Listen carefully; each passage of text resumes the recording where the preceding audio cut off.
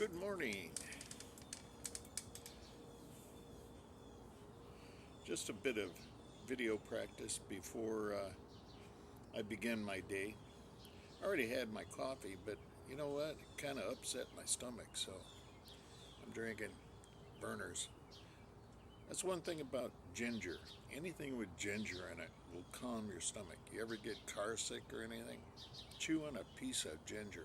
That'll help.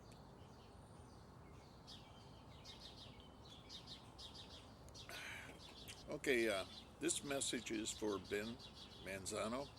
Hi, Ben.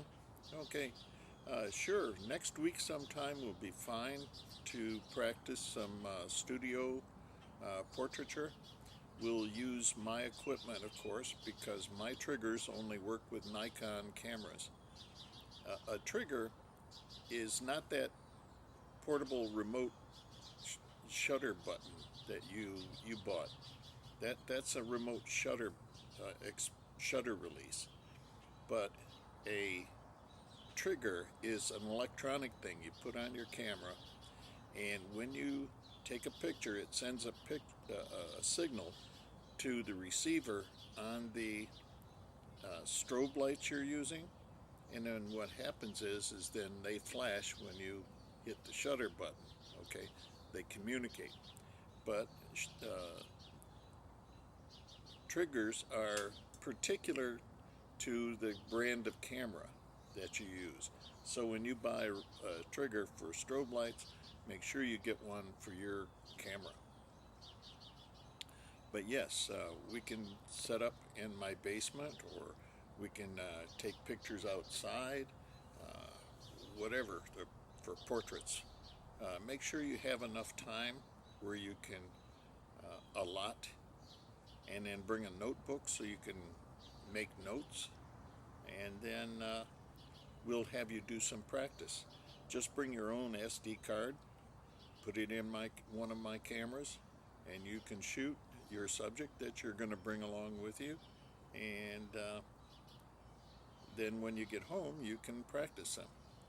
And again, you got to get into manual mode, my friend. Manual mode is essential to doing a good portrait, because what you need is an f-stop between f8 and f11 in order to get everything in focus from the tip of the nose to the back of the head. And ladies have lots of hair, so it's essential that you get the focus right on their hair. When you focus on someone, focus at the eye closest to you. You never shoot like this, straight on. It's always like this, you know, angled. And then so what you do is you focus on the eye nearest the camera. And then with a good f-stop, f8 through f11, you'll get everything in focus pretty much. And then what you have to do is make sure your camera is synced to your strobes. And syncing is something you'll have to read your camera manual about, because each camera is different. Mine syncs anywhere from 1/60th up to 250th of a second. I prefer 1/60th. 1/60th is fine, you know. When I do 1/60th, that allows me to have more variance in my f-stops. I always shoot at 100 ISO for doing portraits. Many people do 200. Okay, I mean, if you're blowing up your pictures, if you're going to print them and if you're going to blow them up to 8 by 10, which is usual, then 8 by 10 pictures at 200 that's acceptable. You won't notice the grain that much, okay? But I prefer 100 ISO, and it just I get used to doing it, and it's something I routinely do, and then I can blow the pictures up as big as a door if I want to, okay? So give me a message and we'll set up the time. You can come over, bring your subject with you, and we can shoot her. She can bring multiple costume changes, and that's fine. You need the practice doing it all. So then when you're done, of course, you take your SD card home with you and you process the film. Um, Now, I recommend you shoot also in RAW format. And if you don't feel comfortable with that, if you still are in that JPEG fine mode, you just won't get the ability to tune your picture correctly. Okay? You got to be able to fine tune it. People like that. And then when you soften the skin, it takes away the blemishes and everything, but it leaves the focus intact. And that's what you need. So you got to shoot raw or someday, and then you got to shoot in manual mode someday. You may as well do it on a practice session, so we can get that all done for you if you like. Now, let's talk about processing your film. I don't know what you're using, whether you're using a tablet, a laptop, or a full computer, whether it's a Windows computer or whether it's an Apple computer, but uh, you should have a good film editing program. I recommend, for a cheap price and good quality, Adobe Photoshop Elements. Now, this is not a program that uses the cloud. You don't have to pay a monthly fee. You pay a one-time purchase price of it, and you put it on your computer or whatever, but it won't go on a tablet.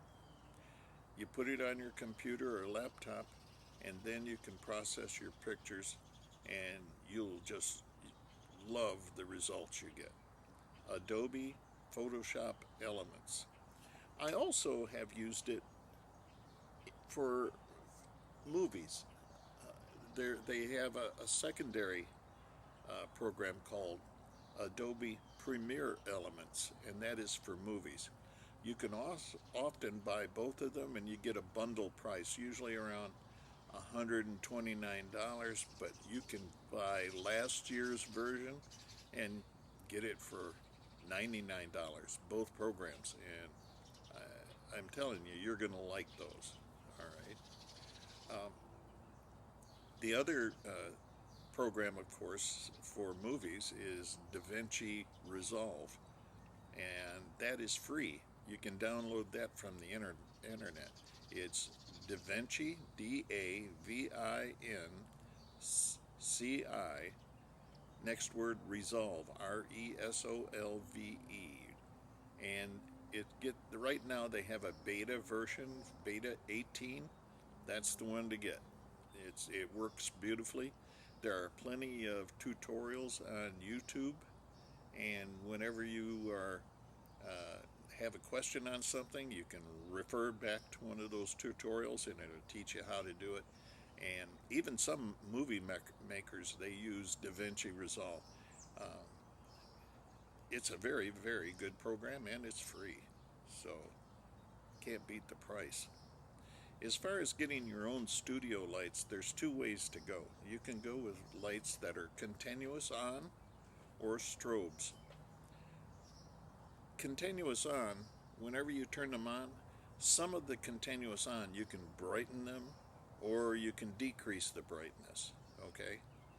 Uh, and then each time you have to get behind your camera there at whatever setting you had it on, and then you have to adjust your light before you snap the picture, but you don't need triggers because they're on all the time.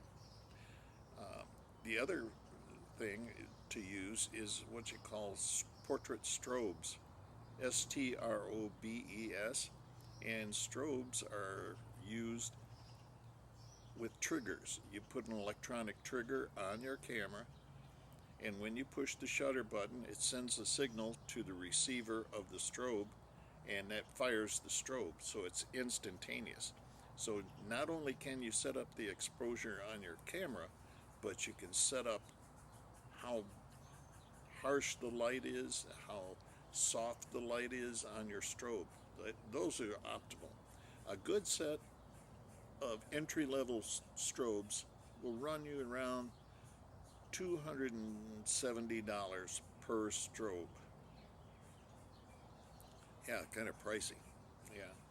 Uh, so, but you're figuring just for a little, for less than $600, you can get two strobes with stands and soft boxes. Those are the things that fit over the strobe so it diffuses the light, so it's not so harsh like a flash, you know. And so under $500, you got a portrait set up and you're in business. I mean, you can really take portraits that are better than what they do at J.C. Penney, you know. So you could charge for them if you want, if you're brave enough, you know. But whenever you charge people for photography work, whenever you charge money, they have a right to complain. If they don't like your product, you know how well you did, they may decide not to pay you at all, or they'll badmouth to you to everybody they know, saying that, oh man, that guy can't shoot pictures. So before you start charging, make sure you have everything down pat. And again, when you're shooting kids, have a release on every one of them. I don't even care if it's a relative. If the kid is under 21, not just 18, if a kid is under 21, have them sign a release. It's a litigant world. People litigate all the time. They'll sue you at the drop of the hat. I mean it. So be careful out there when you're shooting pictures. Um, so give me a message through Facebook Messenger, and we'll set up a time and a date, and we'll get you over here, and we'll have your subject. She'll go home with some beautiful pictures, and you'll be happy, and it'll be a really great experience for you. So I look forward to setting this up with you, and hope I can help you out. Okay, bye bye.